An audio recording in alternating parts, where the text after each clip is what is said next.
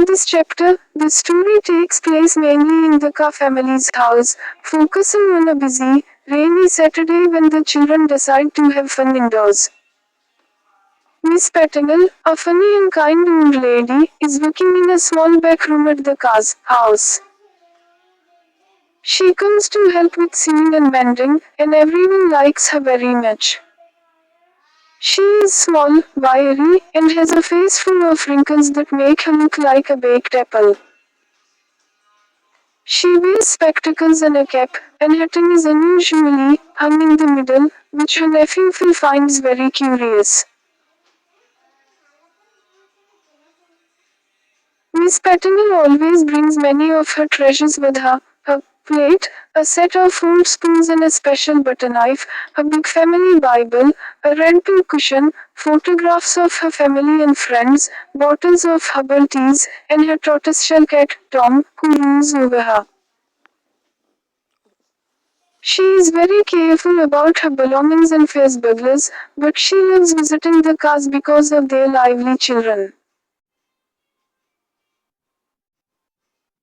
On this rainy day, the car children, Katy, Clover, Ceci, Dory, Phil, Johnny, and sometimes others, decide to go to their secret loft, a dark, cozy, and dusty little space in the back of the house. The loft has only a small square hole in the floor for light and a spike post that they climb carefully to reach it. Even though it is rainy and wet, and Miss Pettingill shouts at them from the window, the children ignore her and hurry up the spike post, helped by each other. The loft smells slightly of old corn cobs, is dusty, and has a few wet spots. But it is the children's favorite indoor play space when they cannot go outside.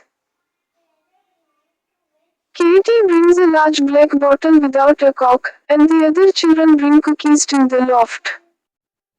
She carefully collects the cookies and places the bottle in a corner, setting up a small feast.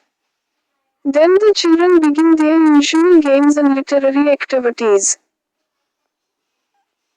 Katy, as the oldest, takes charge and announces the opening entertainment, A Tragedy of the Alhambra, which is read by Ceci. The story is a dramatic tale about a knight, a lady, and a tragic ending where everyone dies. Katy comments that she wishes people in the stories wouldn't always have to die, but Ceci explains that it is a tragedy, so the ending must be sad. Next, the children continue with more performances. Clover recites a funny poem called Yep, about a little dog who dies from eating cold cream. Even though the poem is about death, the children enjoy it and clap loudly.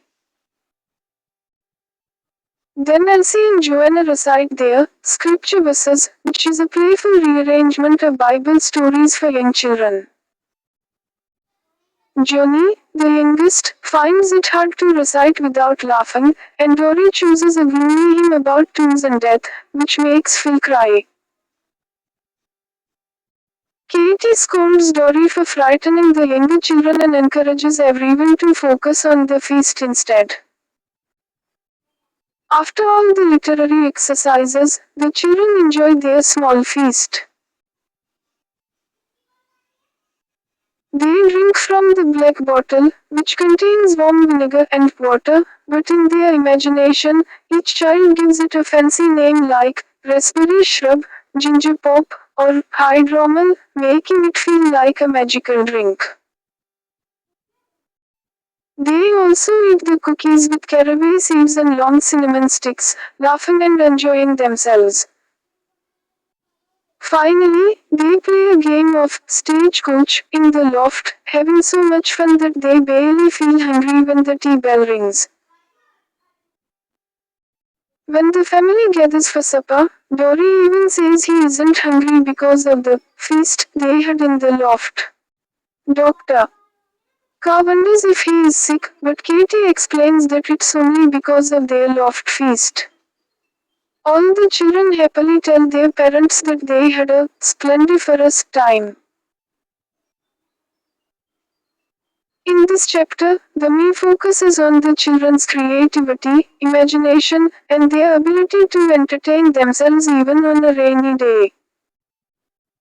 It also shows the warmth and humor of Miss Petingill, who, despite her seriousness and love for her belongings, is fond of the children and becomes part of their lively adventures.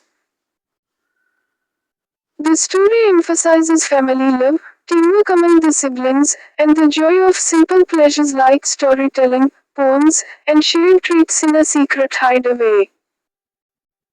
Important short questions and answers in the loft. Q1. Who is Miss Petingill? A1. Miss Petingill is a funny, kind, and small old lady who comes to the car's house to help with sewing and mending. Q2. How does Miss Petingill look? A2. She is small, wiry, wears spectacles and a cap, and has a wrinkled face like a baked apple. Q3.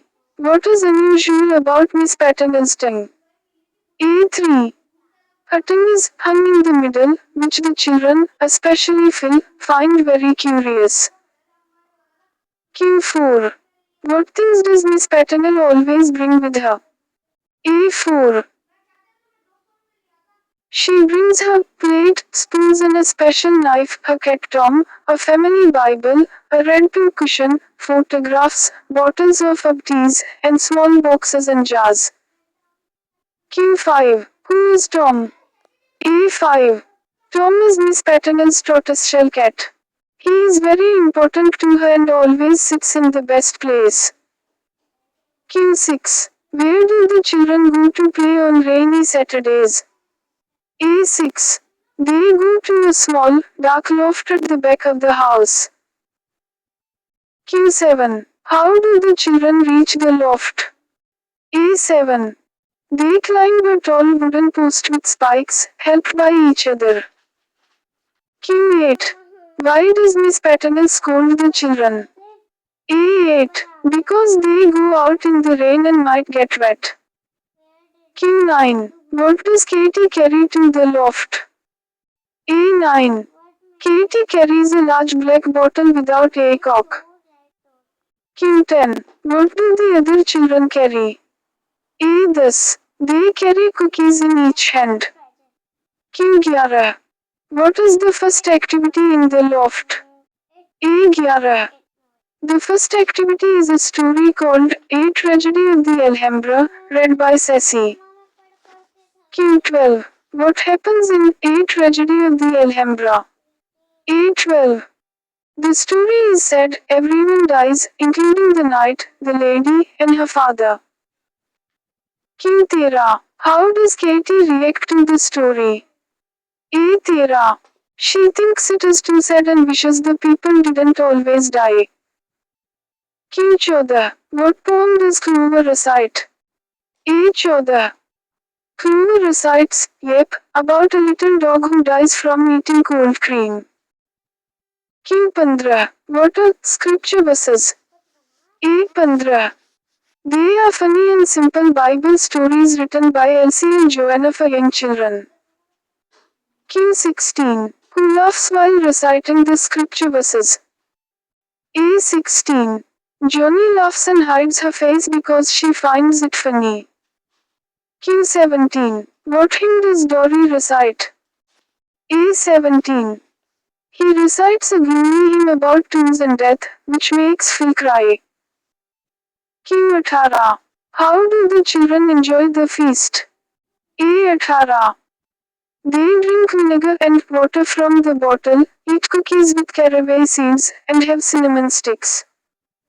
They pretend the drink is fancy and give it names like raspberry shrub or hydamel. Q19. What game do they play after the feast? A19. They play stagecoach in the loft.